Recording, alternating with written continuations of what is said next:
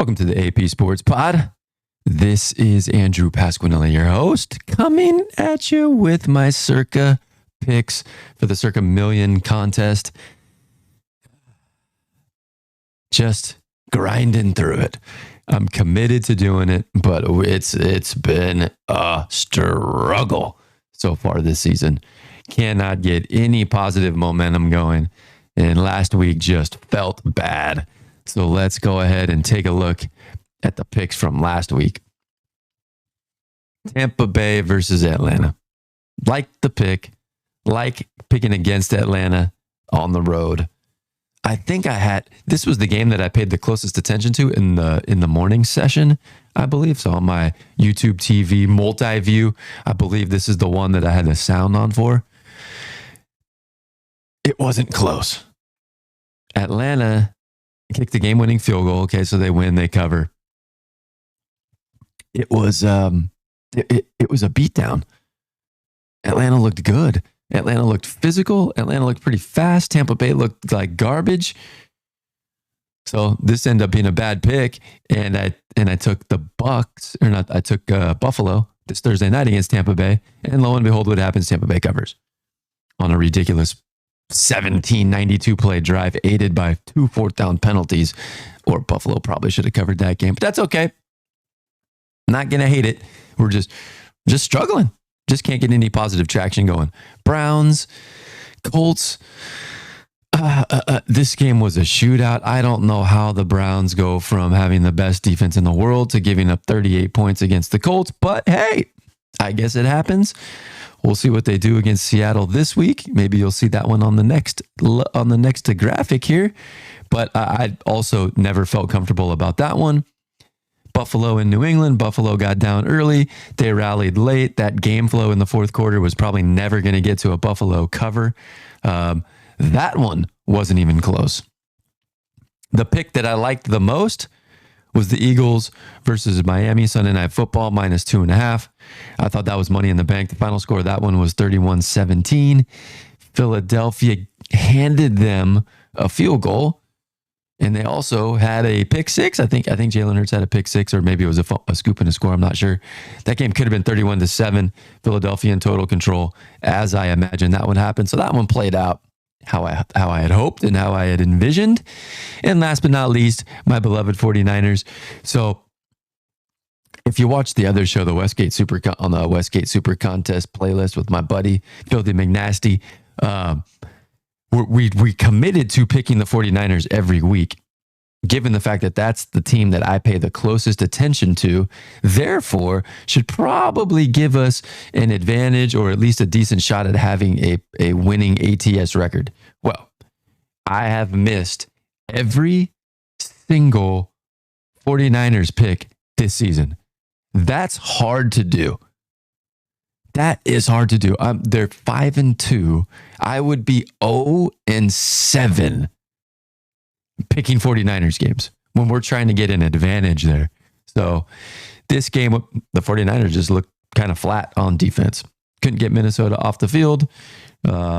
After the first drive, they exchanged turnovers. And after that, I thought Minnesota was mostly in control of the game. Big play at the end of the first half kind of swung the outcome, I think. But Niners, I've been terrible on the 49ers. Okay, but we're going to persist. We're committed to doing this. I am switching up my strategy a little bit. So let's go ahead and take a look at the games this week. It's a bit of a peculiar card, and somewhere I'm taking on a little bit more risk. What happens is I'm in 3 different pools. I'm in the Circa Million. Well, I'm actually in 4 if you include the one with Filthy McNasty, and that's the Westgate Super Contest. So, but I'm in 3 solo contests. Circa, one on pregame.com, which you see on the screen there, and then RYP, which is Run Your Pool, which is, I should probably put the graphic on there, because what I might start doing, and this already feels better because I've already made my selections for this week, what feels better is that I'm spreading around my picks. There were teams last week that I wanted to pick. I wanted to pick Detroit, who got smashed. That would have been an easy loss.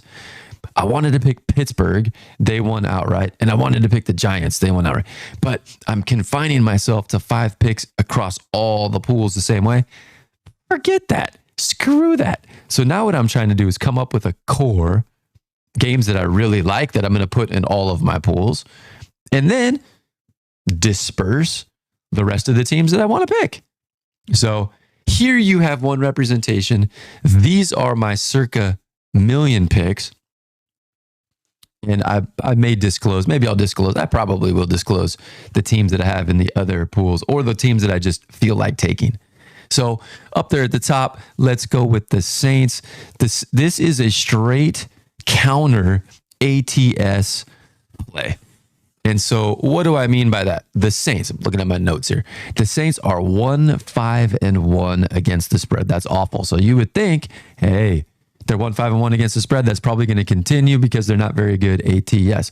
The problem is these things always kind of gravitate towards back towards the middle. So let me give you a list of the teams that have 5 losses ATS heading into week 8. The Carolina Panthers, the New England Patriots, the New York Giants, the Atlanta Falcons, and the Denver Broncos. Okay, Carolina, New England, the Giants, Atlanta, and Denver. Carolina didn't play last week. The other 4 teams all covered the spread. New England covered. Giants covered. Those 2 teams covered as dogs and won outright. Atlanta covered it. Won as a dog. Denver covered. Won, as I think they ended up flipping that game to being a 1-point favorite. Still covered. So it's the Saints' turn. I am just straight. There's no other analysis on this. They played on Thursday night, so they might have a little bit more rest. Indianapolis lost a heartbreaker at home, but it's mainly a 1-5-1 ATS play. Law of averages. The Saints are going to find a way to win by 2 or more in this game. Okay, that's what I got for you on that one. How about Jacksonville 2.5 at Pittsburgh? Pittsburgh was one of the games that I loved and didn't pick, or I liked and didn't pick last week. So that one would have been, if I had this strategy last week, Pittsburgh would have been on one of my cards somewhere. Great spot for Pittsburgh last week. They're coming off the Baltimore win. They get a bye. They're going to LA. They're playing on the road as a dog against a Rams team that's, the Rams team's iffy, average-ish. So I thought that was a good spot for Pittsburgh. This week, I think it's a terrible spot for Pittsburgh. They played up last week, got a road win. They're coming back home. They're still a dog. So the Mike Tomlin dog thing, I think, is a real thing. So they're home dog, but Jacksonville's so much better than the Rams. The other thing that I like about Jacksonville here is they have a bye next week. So do they really they've been the best team in the NFL the last 4 weeks. They've been just crushing teams by percentage of possessions led, by fourth quarter cover rate. They've been immaculate. So I look at Jacksonville. Do they want to, do they have to keep in their minds as a motivational factor? Do we want to not minimize, but do we want to take a step back for all that equity that we've built up by dumping a game at Pittsburgh? Probably not. Especially heading into a bye. We don't want to have all this positive momentum, then lose a game heading into the bye week. Let's finish this off. Let's take care of Pittsburgh. Pittsburgh, on the other hand, tends to play up and down. They were up last week. They'll probably be down this week. So I'm looking at Jacksonville minus 2.5. That was one of my earlier picks in the week on pregame.com. And love that one. That one is on all of my cards across the board. Another game I really like, this one I also put in my 3-team basket across all pools, all contests, and that's Tennessee +3 versus Atlanta. Here I go again, betting against Atlanta. And I said it on the show last week. I got to watch myself. I've got to watch myself from just having a negative Atlanta bias. And I thought they played really well last week. I think they had a couple of long drives with turnovers. Ritter fumbled the ball into the end zone. They easily won that game. I mean, in the stats, they easily won that game against Tampa Bay. Here's the story. The spot here, I think, is much better for Tennessee. Even though Tennessee's got some question marks. Can't ignore those. One big question mark is who's going to play quarterback. And so we don't know if it's going to be Willis. We don't know if it's going to be the Rook. I think they're leaning Rook. So don't love that. Don't love the fact that they traded their best player they're one of their best players on defense. So what are they actually doing? Those are my questions for Tennessee. However, let's talk about the spot on the other side. One of my candidates for the biggest letdown of the week are the Atlanta Falcons. The Atlanta Falcons aren't even good. How can they have a letdown? Well, last week on the road at Tampa Bay, division rival, or division game. I'm not sure there's any rivalries in that division, but division game, and Atlanta won to take possession of first place. So that game was for first place. So you could play up like, hey, yeah, we're going to play for first place. We're going on the road. Cool. What is this? This is nothing. We're going to play an AFC team who's got question marks at quarterback, question marks what they're doing with their team. Third straight road game for Atlanta. I think it's just kind of a flat spot for the Falcons. Whereas Tennessee, yes, they're making these changes and it's a little bit of an unknown, but it's also something that Atlanta might not be able to prepare for. Plus Tennessee's coming off a bye. Plus they're a home dog by 3 points. So when I look at that, Tennessee's been in that situation 2 times this year. Home dog by a field goal or less. They've won both games outright. They've covered by 5.5 and 26.5 points, respectively. I like this to be an ugly game, but Tennessee to actually win outright and cover 3 points. Minnesota Vikings at Green Bay. Minnesota don't like potential letdown situation here. So they played up for the 49ers. I thought they controlled that game for the most part. Here we go. Now they go off Monday night to a regular Sunday game. However, what I believe curbs this letdown potential is the fact that this is an in-division game on the road, and Minnesota's got a real chance to get some big-time momentum going. If you look at their schedule, they could rattle off 5 or 6 wins in a row. They are playing mediocre teams for the next month and a half. So this is a spot. I don't know. I guess this is probably aided by injuries. I don't know how Minnesota's not favored in this game. They are the better team. Green Bay has not been playing well. Minnesota has been playing well. How does this align? And I think this line opened on pregame.com. I picked this as soon as I saw the line. I picked it. I got Minnesota plus 2.5. So what is going on there? Directionally, I think I'm on the right side of that. So I like Minnesota. I do worry a little about the letdown. I just think they're a better squad.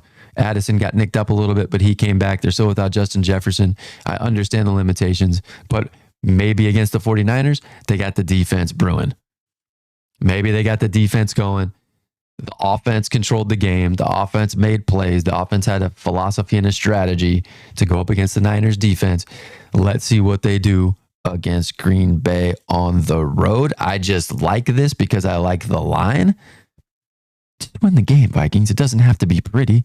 It doesn't have to be a blowout. You don't have to win by a touchdown or double digits. Just win the game. So cut out the turnovers. Knock off the turnovers. Just play solid offense, solid defense. You're better than Green Bay. Period. The end. Vikings should win this game. Last but not least, what the hell am I doing? Chicago Bears plus 8.5 against the Chargers on Sunday Night Football. I looked at the list of games, all the games on the slate this week, and I was thinking, what would be the most uncomfortable position to take on the entire board? It's Chicago plus 8.5 against the Chargers. I think the Bears are awful. I think the Chargers are overrated, so they're not as good as people think. So if you just look at that, maybe Bears plus 8.5, open, back doors open late in the game. But when I looked at the stats, the stats that I comprise on my own, and they're interesting stats. I think they're creative stats. I think they're valuable stats. I'm just not sure that they matter too much in betting. But when I looked at the stats, it's like dead even between the Bears and the Chargers. And so I was like, what in the hell is going on? The Chargers should either be worse or the Bears should be a little bit better. And I think recently the trend has been in favor of Chicago. The last handful of weeks, the Bears have been playing better football. And the Chargers have been trending the other direction. Now, granted, they played Dallas and Kansas City, which, those aren't easy opponents. But that's what I predicted when I took the Chargers under 9.5 wins in the futures. I was going to take them under 8.5, but I couldn't get 8.5 line. So here we go with the Chargers. Sunday night, they're in prime time next week against the Jets, flying all the way across the country. And again, they're going back. They alternate home road the rest of the season. Another reason why I didn't like the Chargers. But in this game, specifically, I just think the stats are telling me the teams are much, much closer than an 8.5 point spread. So if that's the case, I've got to take the 8.5. But I don't feel great about this. I don't feel great being on the side of the Chicago Bears with a quarterback who's only played one game and threw the ball 2 yards down the field on average last week in their win. They're not going to be able to do that again this week. So what am I betting on here? I'm betting on the teams that have performed relatively equally. I do think the Chargers have had a tougher schedule, so you got to favor the Chargers there. I think the Chargers are a better team. You got to favor them there. I don't know if they have much of a home field advantage, so I can't give them a bump there. I don't like either coach, so that kind of plays out evenly, although I think Staley is more damaging than Eberflus. Staley will do something goofy that ends up costing them points at some point in time. So I'm going to go with the Bears. The other teams that I liked, all right, so the other teams that are appearing on my card, I wanted to take Arizona, big dog against Baltimore, just because I think Baltimore is in the quintessential letdown spot. They do this all the time where they play up. They had a big game last week against the Lions. They smashed the Lions. They're gonna go. They play Seattle next week at home. And so this is a tweener game. Arizona on the road. This is a game, I said it with my boy Filthy McNasty. This is a game they either win or lose 19-17. Somehow, some way, they play just absolutely terrible and either lose it or scrape a win somehow. So I wanted to take Arizona, not on my Circa card. I wanted to take Carolina. It's Carolina's Super Bowl, +3 against Houston. If they're going to win any game this year, this is the game. So they're on one of my cards. I also wanted to take New England, big time underdogs, +9.5 against the Dolphins. And I wanted to take the Broncos +7 or 7.5 against Kansas City. I think Kansas City's in a little bit of an interesting spot. Division rematch, big favorite on the road, and they play Miami next week. So it could be a situation for both of those teams where maybe they don't show some of their cards this week in preparation for the showdown next week, which should be an entertaining game. So there you have it, all for different reasons. Give me the Saints. Give me the Jags, a pick that I like. Give me Tennessee, a pick that I like. Give me Minnesota, a pick that I like. Those three, Jacksonville, Tennessee, Minnesota, are my core 3 picks across all pools. And then the 2 that I popped on the Circa, again, the Saints, and let's see what happens with the Bears on Sunday night. Could be an interesting roller coaster of a game. Or I could come out on here and say, next week, I'm a genius or I'm a complete idiot. I don't know which way it's going to go, but it will go some way. And so we'll check back in next week, see how this worked out. Have a good one. Enjoy the games. Peace.